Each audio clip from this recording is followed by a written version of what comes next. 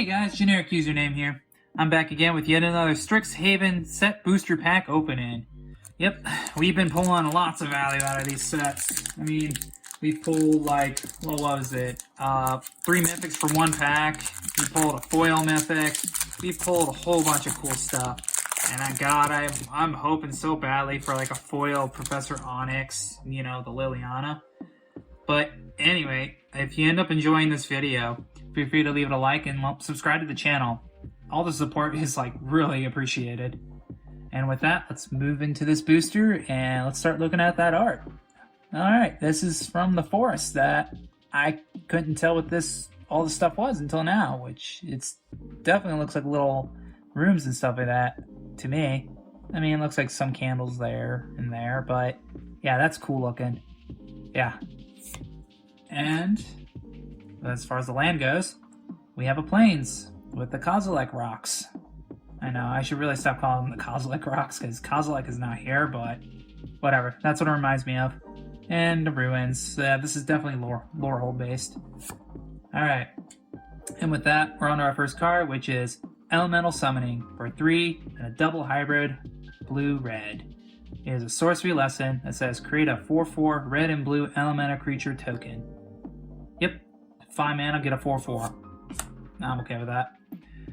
Now we have Ageless Guardian for 1 and a white. It is a creature, spirit soldier, and it's a 1/4. A 1/4 vanilla for 2. Can't complain about it. I mean, you can because it has no abilities, but details. Alright, so the next card we have here is Steady Break for 1 and a white. It's an instant that says tap up to 2 target creatures and learn. Yep, this is a good piece of white interaction that you can use aggressively or defensively. I like it. Alright, so now we have Cogwork Archivist for 6 mana. It is an artifact creature construct. It has reach and says pay 2 and tap it to put target card from a graveyard on the bottom of owner's library. And it's a 4/5. So a 4/5 with reach. It's got Stop Most Flyers and Sealed. And then you can put cards that you lose on the bottom of your library. That's nice. Especially with Spellslinger archetypes. That's really good. Alright. So now we have Bury in Books for 4 and a blue. It is an instant that says this spell costs 2 less to cast if it targets an attacking creature. Put target creature into its owner's library second from the top. Okay, so it's a bounce spell. Nice. So for 3 mana, you can put an attacking creature into someone's library, force them to time walk a couple turns down the road. Nice.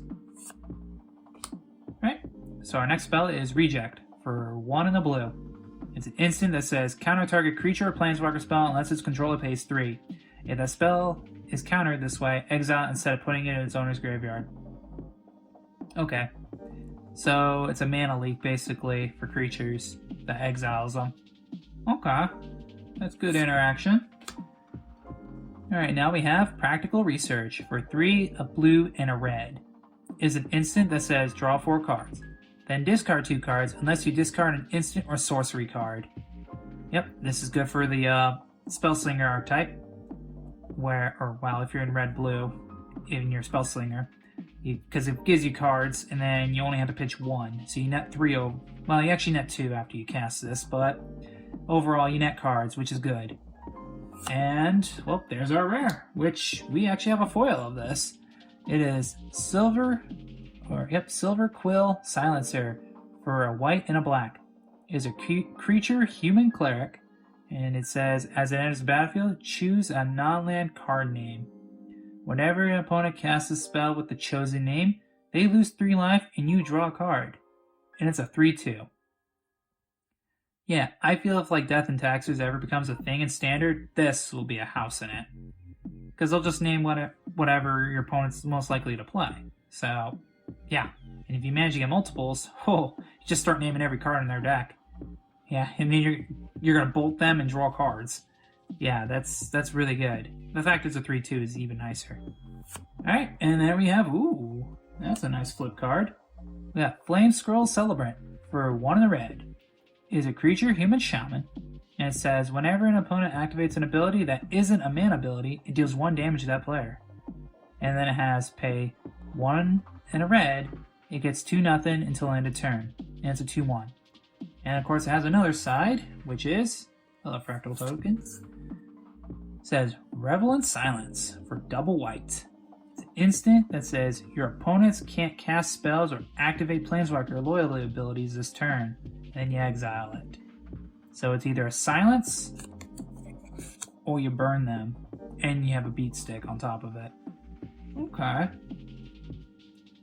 mean, this ability is really nice. I really like this ability.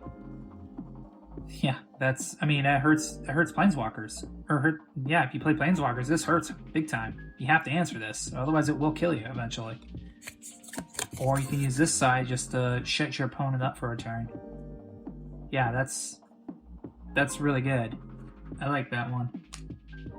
Okay, moving on. We got a Adventurous Impulse, and this is our special card. For a single green, it is a sorcery, and it says, look at the top 3 cards of your library. You may reveal a creature or land card from among them and put it into your hand.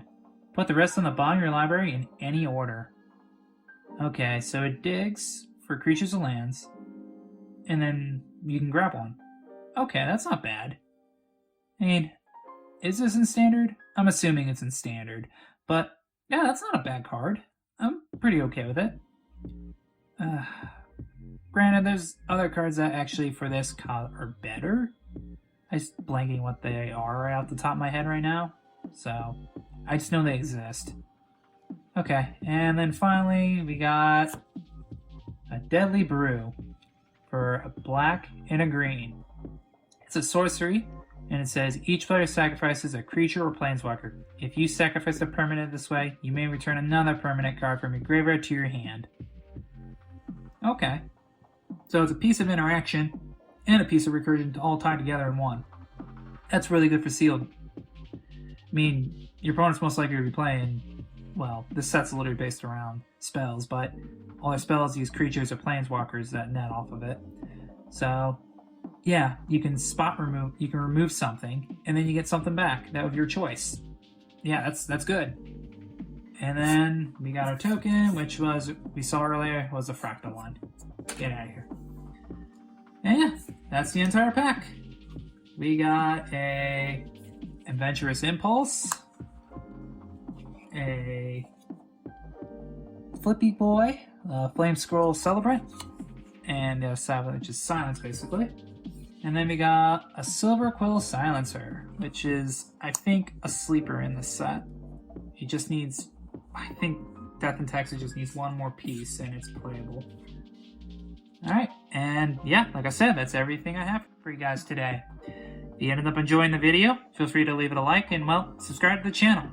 Other than that, I hope you have a good day, a good night, and I will catch you next time. Peace!